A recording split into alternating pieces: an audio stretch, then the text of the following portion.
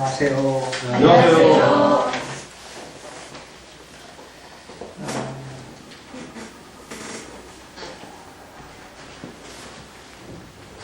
오늘은 토요일, 이번 주 토요일은 세월호 참사 2주기가 되는 날입니다.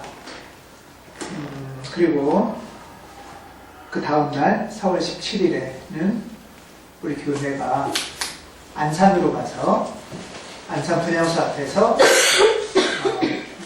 몇몇 작은 교회들과 함께 주일 예배를 안산에서 드리려고 합니다.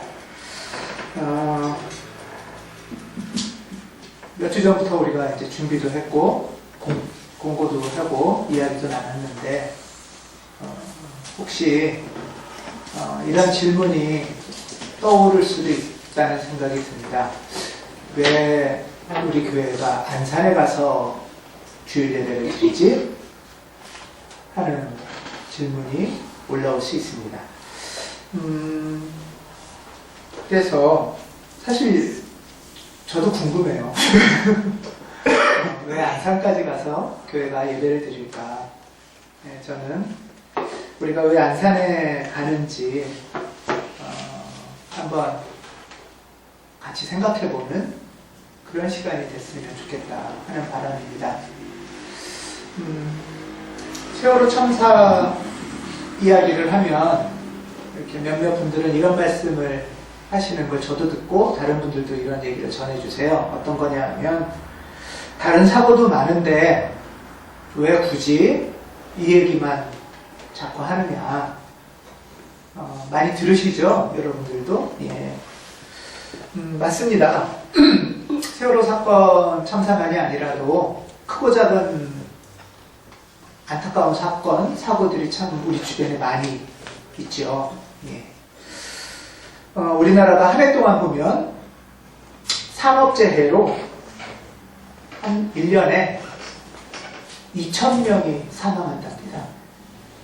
그러니까 노동자들이 일하다가 공식적으로 통계가 잡히는 게 2,000명이 1년에 사망을 한대요.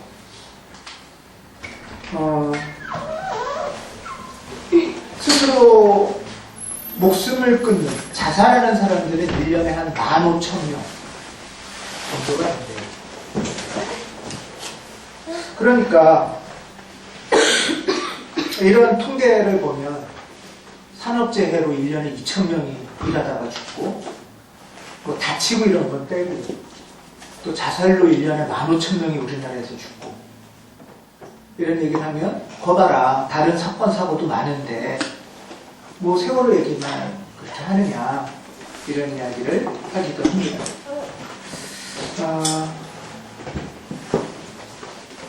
그런데 이런 일들이 그러면은 만약에 그러면 1년에 2,000명씩이나 죽는 산업재해에 관해서 우리가 그런 얘기를 좀 하자 하면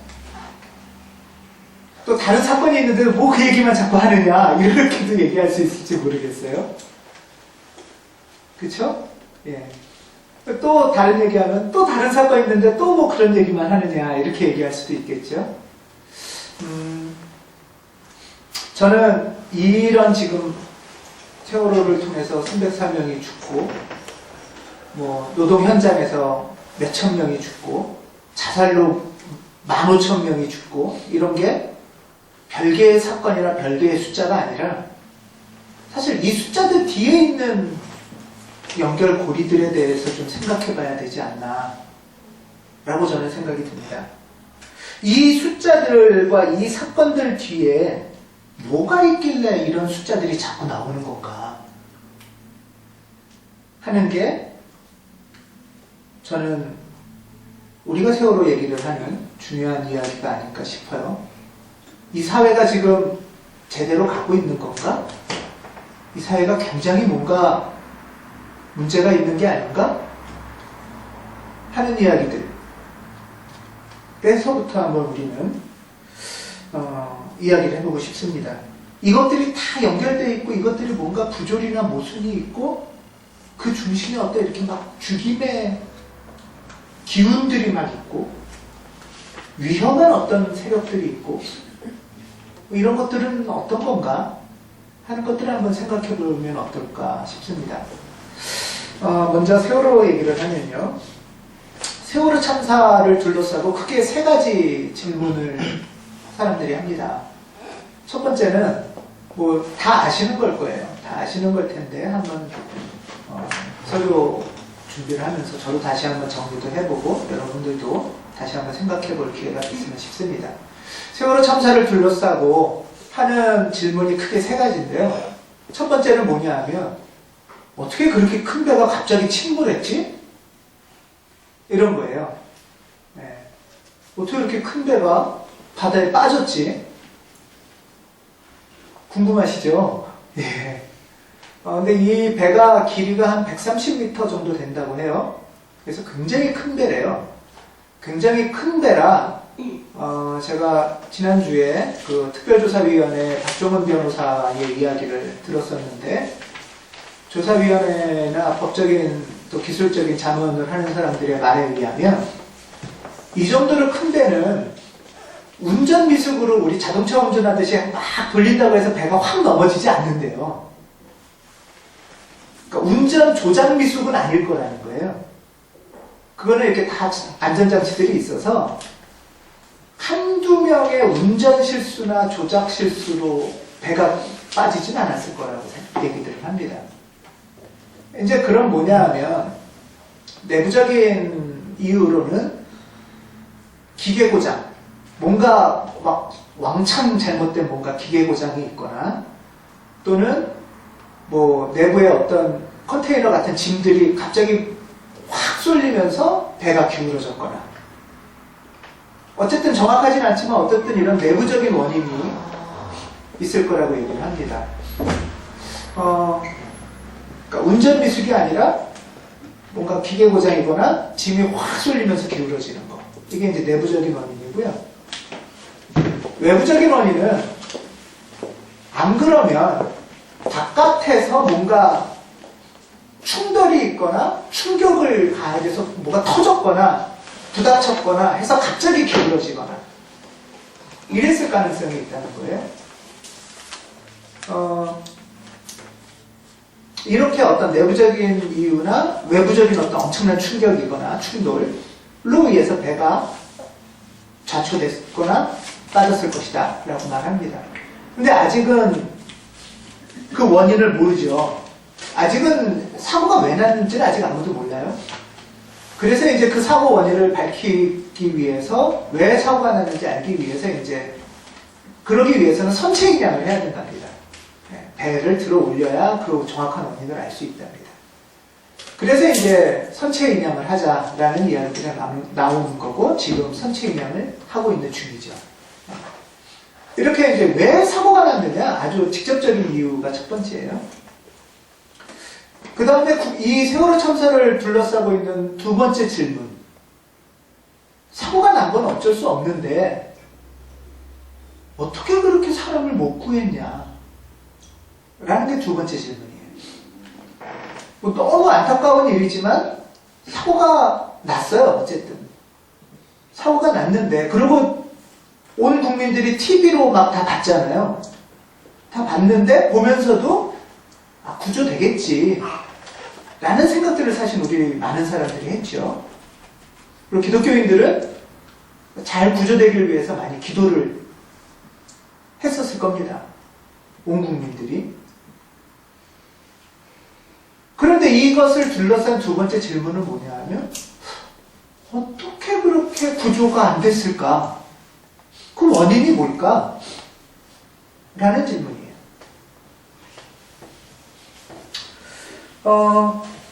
사건이 난 것도 너무 당혹스럽고 의문스러운 일이지만 더 큰 의혹과 의문과 당황함은 사실 여기에 있습니다. 우리들은.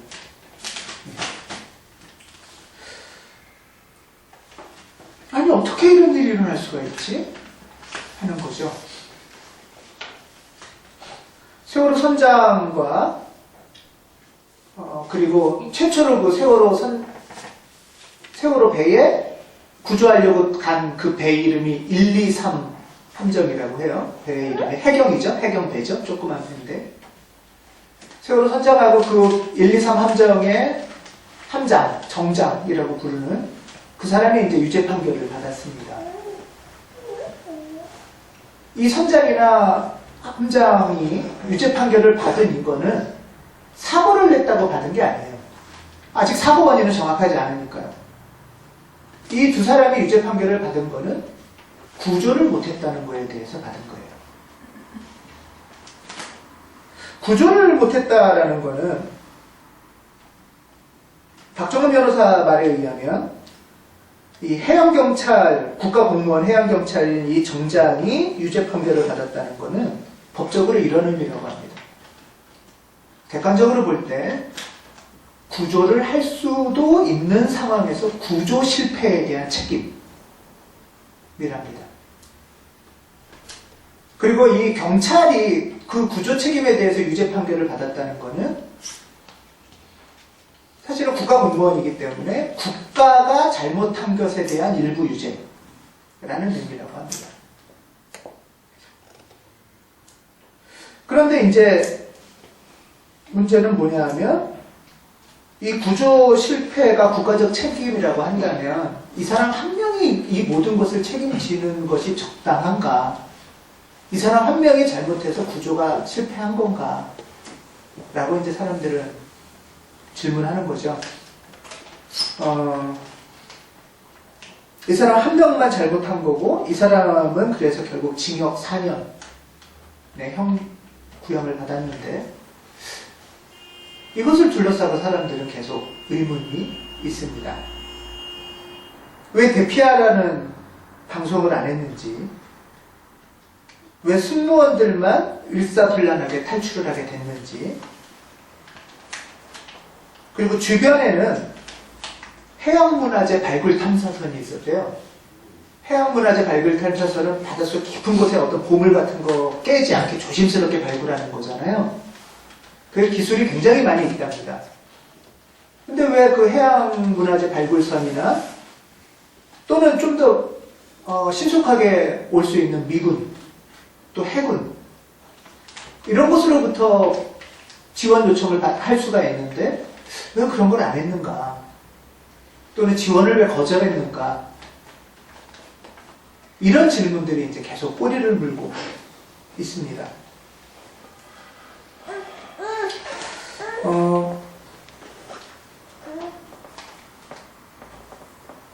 사실 이건 너무나 궁금한 일이죠. 어떻게 이런 일이 있을 수 있지?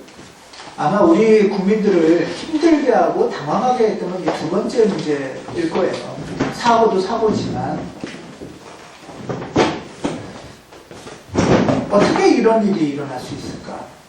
왜 구조가 안 됐을까?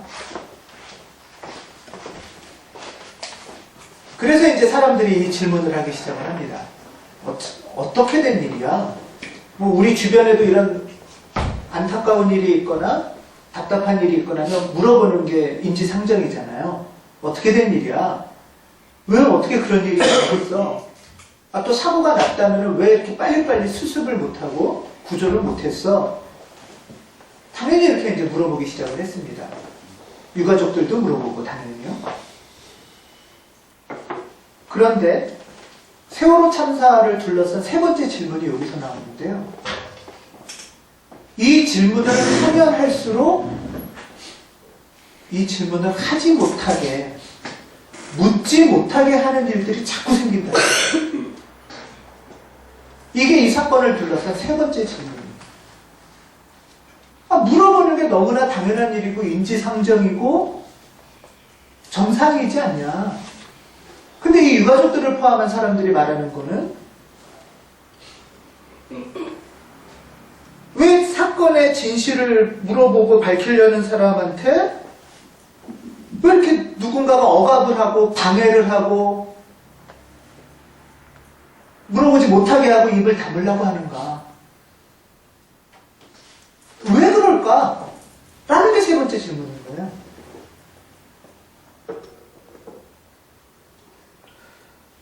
언론은 자꾸 정보를 왜곡하고 정부는 왜 그런지 물어보는 사람을 좌파라고 몰고 그래서 가족 중에서 단식을 하면서까지 막 좀 알려달라는 사람들 앞에서 치킨을 먹으면서 폭식을 하고, 왜 그런 걸까 도대체? 이게 세월호 참사의 두 번째, 세 번째 질문입니다. 오죽하면 유가족들은 이렇게 말을 해요. 두 번 다시는 이런 저희와 같은 일을 사람들이 안 겪었으면 좋겠어요. 저희들이 겪어보니까 이건 사람 살 짓이 아니에요. 사람이 살면서 겪어야 할 것은 안 돼요. 저희 한 번으로만 좋겠으면 좋겠어요. 아이를 잃은 것도 슬픈데 길거리에서 싸운다는 자체가 정말 지옥이에요. 너무 힘들어요. 정부 방해, 언론의 방해, 바라보는 시선, 너무 힘들고 너무 외로워요.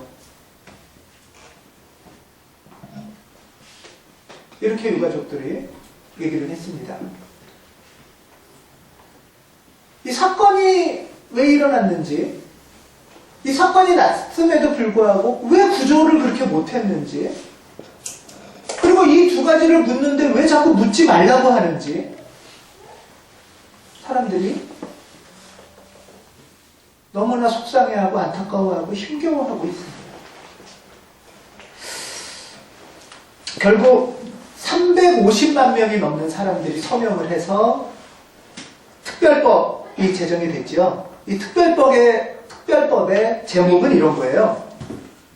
뭐 유가족을 위한 특법고 이런 게 아니었고요. 원래 세월호 참사 진상규명 및 안전사회 건설을 위한 특별법이에요. 그러니까 무슨 일이 있었는지를 좀 밝히고 왜 사고 났는지, 그 다음에 어떻게 구조를 못했는지를 알아야 우리 사회가 이제 안전해지지 않겠냐. 그걸 위해서 법을 만들자는 거죠.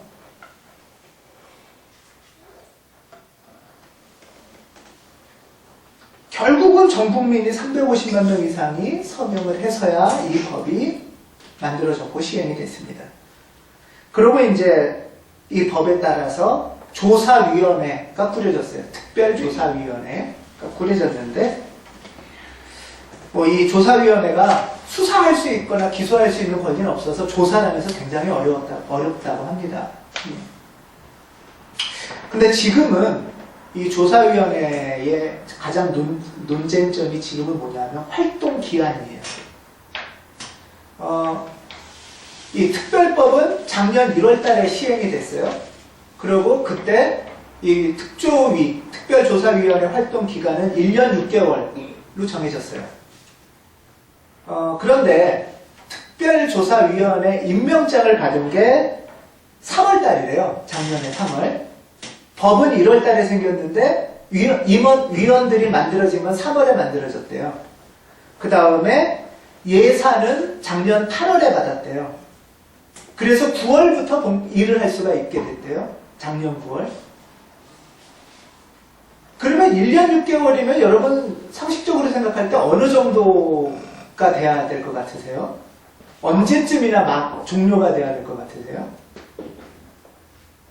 작년 9월부터 시작을 했으니까 올해 말 정도 돼야 1년 6개월 아니겠어요?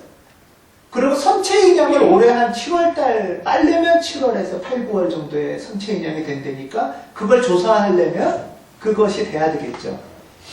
근데 지금 정부에서는 1년 6개월이니까 올 6월로 끝내라는 거예요. 임명장 받기 전부터 시간을 생각한 거죠. 돈은 이미 작년 8월에 반년이 넘어서 줬는데, 그러니까 뭔가 특별조사위원회가 조사하고 진상 규명을 하는 걸 싫어하나 봐요. 왜 싫어하는지는 모르죠, 아무도. 왜 싫어할까 도대체? 정부는 진상 규명을 하거나 그렇게 통해서 안전사회 만드는 게 싫은가? 왜 그러지? 이런 질문을 자꾸 하게 되는 거죠, 사람들이.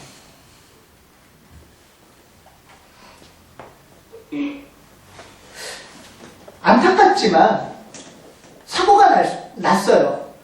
사고가 날 수도 있었겠죠. 어쩌면 사고가 났어요. 그런데 사고가 났다고 해도 구조를 잘했어야 되는데 구조를 못했어요.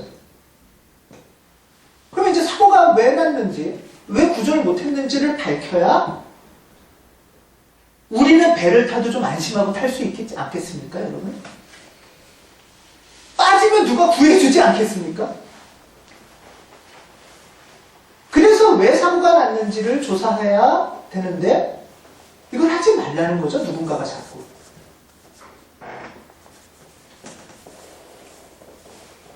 묻지 말고 가만히 있으라는 거. 왜 물어볼수록 엄청난 장벽에 자꾸 부닥치는가 하는 겁니다. 하인리 법칙이라는 게 있다고 합니다. 하인리 법칙이 들어보셨 분들 아실 것 같은데요. 1920년대에 미국의 보험회사 직원이 만든 거래요. 네, 보험회사 직원이 산재 사건을 한 5천여 건을 이제 조사를 했대요. 보험료 안 주려고 했겠죠, 물론. 근데 보험회사 직원이 조사를 하다 보니까 큰 사건이 하나 발생하려면 그 큰 사건이 발생하기 전에 29건의 경고성 사건들이 자꾸 생긴대요. 경고성 사건들이. 그리고 그 29건의 경고성 사건들이 생기기 전에 300건의 작은 사고들이 자꾸 생긴대요. 이게 하인리의 법칙입니다. 그러니까 만약에 뭐 차가 고장이 나서 멈췄다 하면 여러분들 차가 고장나서 멈추기 전에 계속 뭔가 끄덕끄덕하고 29번은 섰다 갔다 한다는 거예요. 그리고 그 전에 300번은 문이 잘 안 잠기고 뭐 이런 일들이 있다는 거예요. 그러고 나야 한 사고가 생긴다는 거예요. 세월호 참사가 있기 전에 우리는 분명히 29번 이상의 뭔가 사건들이 우리 죽을 것 같은 위험한 사건들이 자꾸 생기는 거죠. 1년에 5,000명이 사고로 죽는 거예요. 세월호 사건이 생기기 전에 일하는 사람들이 막 사고가 자꾸 나는 거예요. 또 그 전에 사람들이 자살도 하고 이런저런 사건들이 생기는 거예요. 하인리 법칙에 의하면 이런 사건들이 징조를 자꾸 보이면서 연결되어 있다고 말을 하는 겁니다.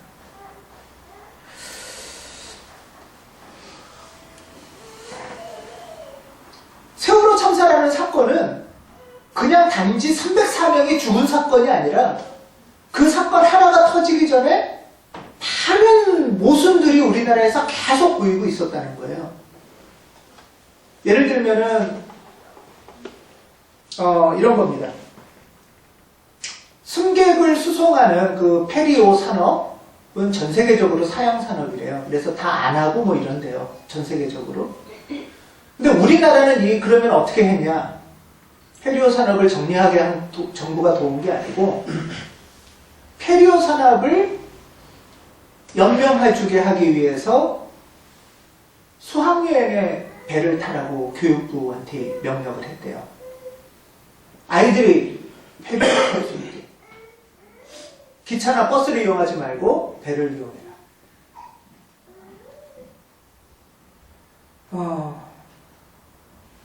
뭐 여기에 대해서 과적이나 불법 개조나 뭐 그 밖에 많은 비리들, 비정규직 선장이나 많은 것들이 그 배 안에 다 지금 응축되어 있는 거예요. 한국 사회가. 이 산업을 지키려고 애들을 그 배에 태운다는 게 이게 말이 되는 걸까요, 이게?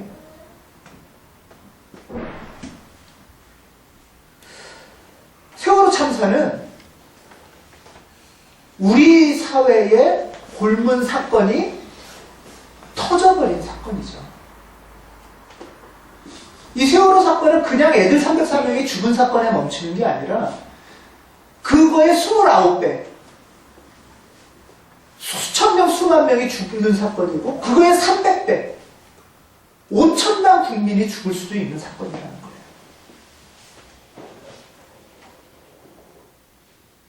유가족들은, 특별조사위원회나 4.16 연대 사람들은 우리가 이렇게 밥을 굶고 싸우고 한다고 해서 죽은 애를 살릴 수 없다는 건 다 알고 있어요.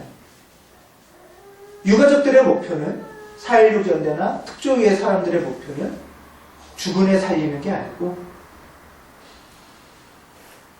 죽고 남은 우리 사회를 어떻게 살릴 수 있을까? 이게 가난 이야기라고 합니다.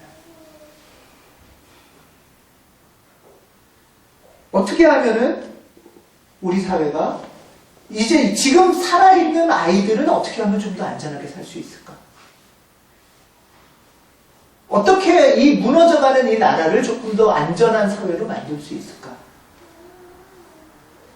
그게 유가족들이나 특종이나 4.16 연대 사람들이나 관련된 사람들이 애쓰는 일이라는 거죠. 지금 우리 사회는 심각한 위험 사회다. 세월호처럼 언제 빠질지 모르는 사회다. 라고 말합니다. 안전에 대해서 저도 잘 몰랐는데 안전이라는 개념이 이런 거예요. 공사장에 건설 노동자가 갈 때 만약에 다리를 주의하지 못해서 잘못 실족해가지고 사고가 난다. 또는 안전모를 안 써서 사고가 난다. 그러면 이거는 여러분 누구 책임입니까? 저는 안전모 안 쓴 사람 책임인 줄 알았어요. 그러고 이렇게 조심조심 걸어가지 않고 잘못해서 실수한 그 건설 노동자 책임이라고 저는 생각을 했어요. 여태까지. 근데 안전 전문가에게는 다르더라고요. 안전이라는 거는 그건 안전이 아니에요. 그러면은 안전모 쓰고 발 실족하면은 다치거나 죽을까봐 위태위태하면서 일하러 다니는 게 그게 안전한 현장이냐? 그건 안전 개념이 아니래요. 안전이라는 개념은 깜빡하고 안전모를 안 쓰고 현장에 가도 안 다치는 현장. 내가 조금 과로하거나 피곤하거나 주의가 조금 부족해서 깜빡 실수해서 약간 다리를 헛디뎠어도 다리 부러지지 않을 현장. 그런 현장이 안전한 데네요. 여러분 생각해보세요. 우리나라가 안전사회라면 내가 조금 실수하거나 조금 주의가 부족해도 안 죽어야 안전사회잖아요. 내가 죽을까봐 맨날 조심조심하고 막 갑옷 입고 다니고 안전모 쓰고 다니고 이건 안전사회가 아니라는 거예요. 설사 운전을 조심해서 해다가도 깜빡 잘못하거나 실수해서 교통사고가 날 수 있잖아요. 교통사고가 날 수 있어도 교통사고 난 저 사람도 안 다치고 나도 안 다치고 이게 안전사고지 안전한 날이지 깜빡 실수해가지고 너도 죽고 나도 죽고 깜빡 잘못해서 접촉사고 났는데 다 불 따버리고 이게 무슨 안전한 데냐는 거죠. 정부나 기업은 안전한 차를 만들어야 되는 게 의무잖아요. 우리도 조심해야 되지만 조심을 조금 못해도 안 죽을 사회. 약간 실수를 해도 죽지 않을 교통사고. 이게 정부나 국가가 안전하게 해야 될 의무라고 말을 합니다. 그래서 사람들은 물어봅니다, 요새. 국가가 하는 일이 뭐니? 헌법에 의하면 국가는 재해를 예방하고 위험으로부터 국민을 보호해야 할 의무가 있다. 우리가 조금 부족해도 국가가 보호해줘야 된다는 거예요. 안전을 지켜줘야 된다는 거예요. 내가 안전모를 좀 안 썼어도 그렇게 하라고 우리가 세금도 내고 경찰도 있고 군대도 있고 여러 안전장치들이 있다는 거 아닙니까? 그게 국가가 할 일이라는 거죠.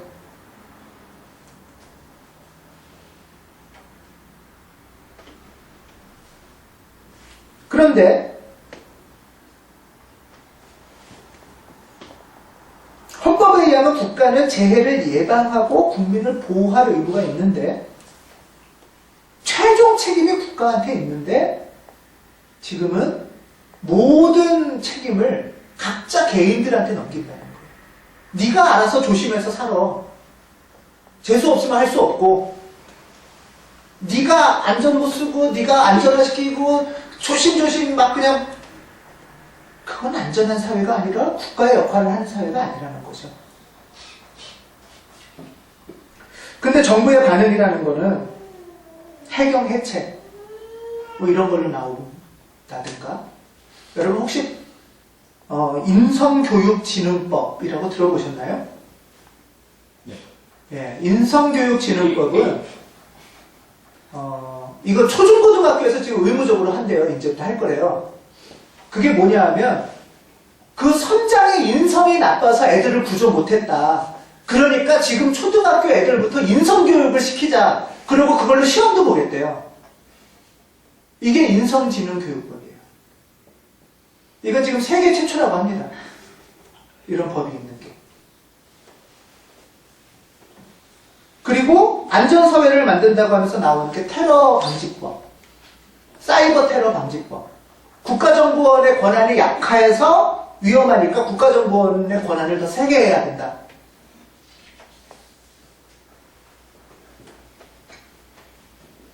지금 이런 정부나 국가에 대해서 사람들은 국가가 하는 일은 도대체 뭘까? 라는 질문을 굉장히 진지하게 물어보고 있습니다. 근데 저는 여기서 우리에게는 한 가지 질문이 더 남았어요. 이럴 때 교회는 뭔가 하는 거죠. 교회는 뭔가? 이런 사회, 이런 시대에 교회는 무엇인가 하는 거예요. 참사 이후에 유족들 가운데 기독교인 80%가 다니던 교회를 떠났답니다. 신앙생활을 하던 사람들인데 사고가 나고는 그 교회를 더 이상 못 다니고 떠났대요. 유족들이 하는 말은, 참사를 겪으면서 가장 힘든 거는 이 사회 전체로부터 내가 버림받았다. 아무도 우리를 돌봐주지 않고 돌아보지 않고 내팽개쳐줬구나. 그냥 네 슬픔은 네 슬픔, 네가 알아서 할 일은 할 일. 이게 가장 안타까운 일인데, 그 중에서도 가장 힘든 거는 이 사건 전까지는 마음의 위로처고 고향이라고 여겼던 교회에서도 이렇다는 거예요. 교회로부터도 버림받았다는 마음이 너무 강하게 들더라는 거예요. 교회에 가면 처음에는 이렇게 격려도 해주고 위로도 해주지만 조금 시간이 지나면 하나님 뜻이다. 어쩔 수 없다. 그러니까 더 이상 묻지 말고 그냥 거기 잊어버리고 빨리 벗어나라. 나중에 죽어서 천국 가서 만나면 되지 않냐. 거의 많은 교회가 이렇게 일하는 겁니다. 빨리 용서해라. 빨리 잊어라. 더 황당한 거는, 혹시 당신이 뭐 잘못한 거 없냐? 용서할 받을 거 있으면 회개해라. 이렇게도 말합니다. 안산에서 이 참사를 잊자고 나선 단체가요, 제일 처음에 나선 단체가 일반 민간단체나 우익단체가 아니라 교회였답니다. 그리고 4월 달에 참사가 있었는데, 그러니까 2014년 6월 달에 회복 찬양 콘서트를 열었답니다.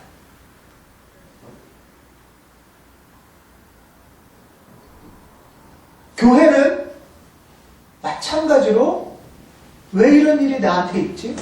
왜 아무도 구조를 안 됐지? 이 사회는 어떻게 되는 거지? 우리 뭘 기대하거나 희망하며 살아야 되는지 한마디도 묻지 못하게 하는 집단이라는 거예요.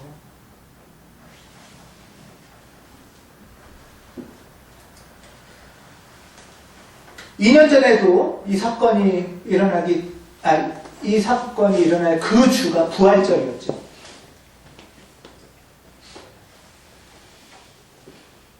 확실하진 않겠지만 부활절과 그 이후에 교회에서 이 이야기를 나누는 교회가 굉장히 적었다고 합니다.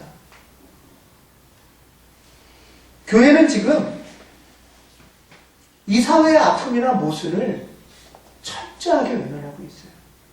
묻지 마. 그냥 빨리 잊어버리자. 그냥 각자 알아서 할 일이라고 말하는 거죠.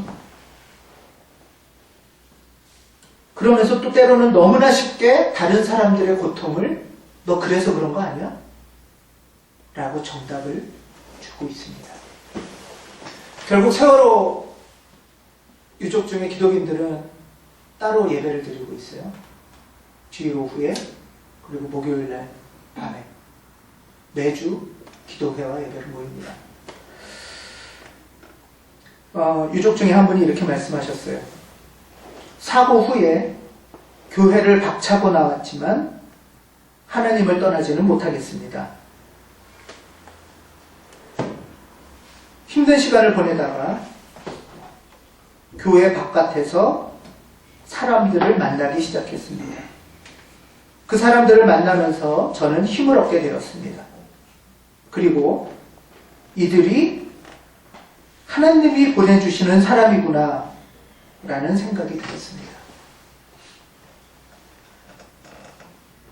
이분들은 방금 말한 이 두 가지 처음에 왜 사고가 났고 왜 구조를 못했는지를 물어보느라고 전국을 다니다가 광주 5.18의 유족, 대구 참사 유족, 밀양 원전 투쟁 할머니, 용산 참사 피해자 이런 분들을 만나게 됐다는 거예요. 이런 일이 없었으면 자기도 아마 아무것도 모르고 눈도 감고 그냥 알아서 그 사람들은 그 사람들 일을 그러고 살았었을 거랍니다. 그렇게 살았었고요. 오늘 본문은 여러분들이 잘 아시는 내용이에요. 엠마오로 가는 두 제자라는 이야기입니다. 오늘 본문은 예수라는 젊은 지도자가 예루살렘에서 무고하게 국가형벌인 십자가의 살해를 당한 직후의 이야기입니다.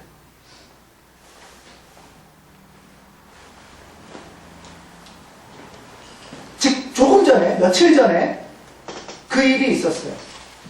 그리고 지금 이 두 사람이 제자가 고향으로 내려가면서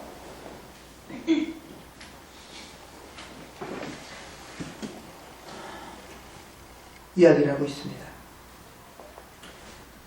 두 사람이 내려가면서 14절에 보면 무슨 일을 하고 있다고 하냐면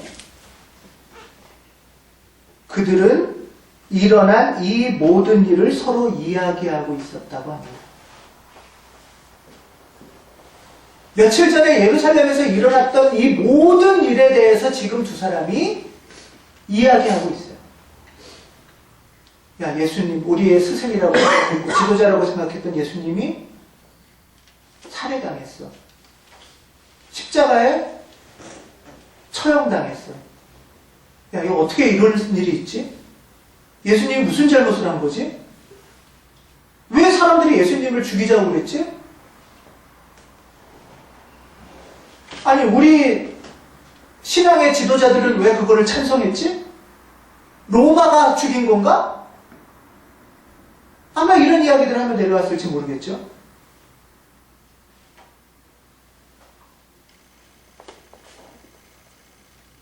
이 이야기는 단지 신세한탄이나 수다가 아니라 심각하고 진지한 토의라는 뜻입니다. 두 사람은 지금 얼마 전에 예루살렘에서 일어났던 비극에 대해서 깊은 대화를 하고 있습니다. 이 모습을 보면서 이 이야기에 보면 예수님께서 무슨 이야기하고 있습니까? 하고 이제 물어봐요. 어떻게 된 일입니까? 왜 이렇게 얼굴이 심각합니까? 하고 물어보는 거예요. 그러니까 예수님인지 모르고 이 사람은 이렇게 대답하죠. 오히려 거꾸로 묻습니다. 누가복음 24장 18절에 보면 당신은 예루살렘에 머물러 있었으면서 이 며칠 동안에 거기에서 일어난 일을 당신 혼자만 모른단 말입니까? 아니, 당신 예루살렘에 있었다며요. 그러면서 어떻게 그 일을 몰라요? 그렇게 관심이 없었어요? 남의 일이에요? 어떻게 이렇게 몰라요?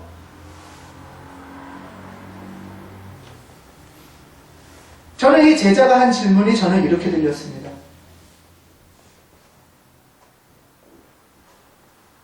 이 남한 사회에 살면서 지난 2년 동안 이 나라에서 일어난 일을 당신들만, 교회들만 모른단 말입니까?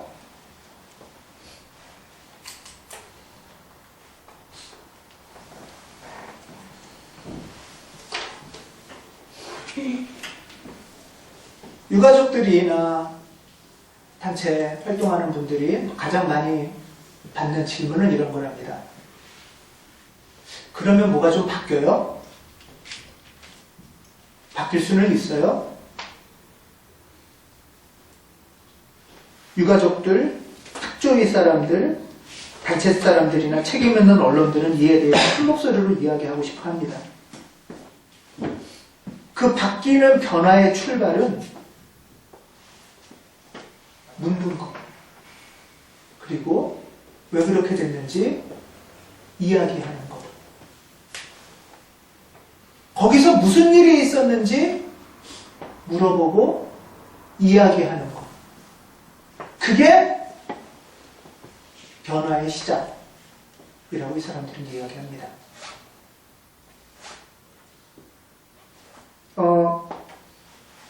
잠수사 김관홍 씨가 이런 말을 해요. 민간 잠수사였어요. 이웃 사회단체 4.16연대 이런 분들이 난 왜 있어야 되는지 몰랐어요. 그런데 이분들은 지금 공기 같은 일을 하는데 공기의 중요성을 우리가 모르잖아요. 안 보이고 못 느끼니까. 그러던 내가 이런 생각을 하고 있다는 것 자체가 웃긴 거예요. 원래 저는 이런 말 할 놈이 아니라니까요. 그러면서 이어서 하는 말이, 이 세월호 문제는 세월호가 아니라 우리 삶입니다. 우리 삶. 우리 안전한 아이들의 미래를 위한 제발 생각 좀, 그 하기 싫은 생각 조금만 해달라고 이 말을 하고 싶어요. 라고 말해요. 자기는 배우지도 못했대요. 우리 가운교회가 다음 주일에는 주일 예배를 안산에서 드립니다. 기업을 향한 순례라고 생각합니다. 성지순례라고 아시죠? 성지순례는 보통 예루살렘으로 기독인들이 순례를 가는 거잖아요. 예루살렘은 어떤 곳이길래 순례를 갈까요? 예수님이 죽은 곳입니다. 예루살렘으로 순례를 간다는 건 예수님이 왜 죽었는지를 묻는 거예요. 예수님이 죽었다는 걸 기억하는 거고요. 그때 예수님의 제자들이 어떻게 하는지를 상기하는 순례입니다. 기독교 전통에는 순례의 전통이 있습니다. 순례는 우리가 생각하고 무슨 일이 있었는지 서로 묻고 이야기하는 겁니다.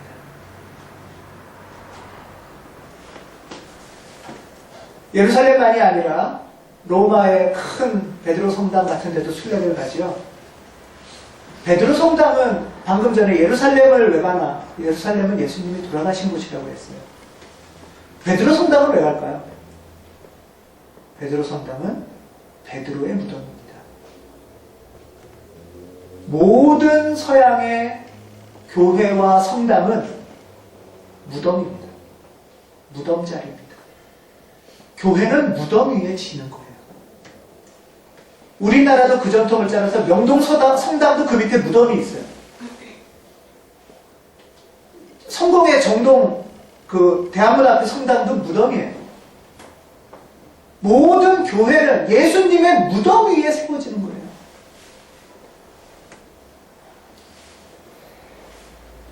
왜 그가 죽어야 했는지, 누가 그를 죽였는지, 우리는 무엇을 어떻게 해야 되는지를 묻고 이야기하는 것이 기독교인들의 순례입니다.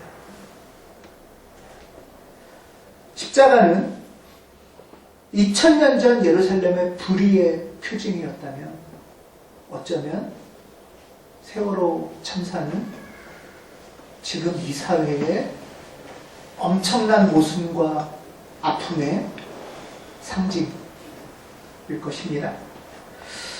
아픔과 모순을 외면하지 않고 직시하는 그 자리에서 십자가의 부활이 일어날 거라고 기독교는 가르치고 있습니다. 이 제자들이 며칠 전에 예루살렘에서 무슨 일이 있었는지를 이야기하는 그 자리에 부활 예수께서 오시는 거예요. 왜 죽었는지를 서로 묻는 그 자리로부터 생명의 꽃이 피어집니다. 우리는 기독교 전통의 순례의 걸음을 걸으려고 합니다. 질문을 가슴에 새기며 안산으로 가는 이 걸음, 이 질문에 생명의 주님께서 함께 하시길 간절히 기원합니다. 아멘. 기도하겠습니다.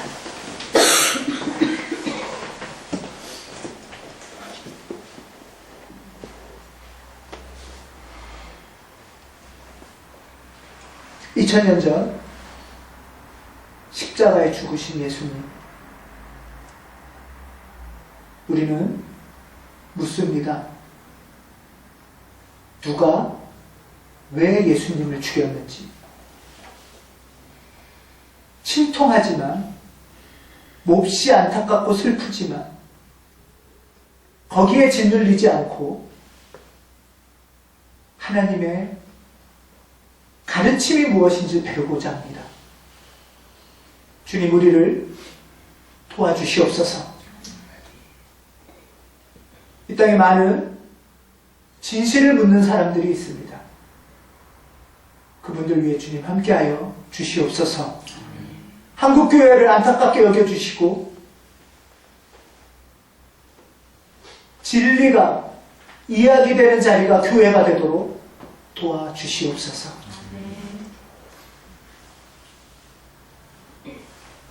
십자가의 모순을 뚫고 부활하신 주 예수 그리스도 이름으로 간절히 기도드립니다. 아멘.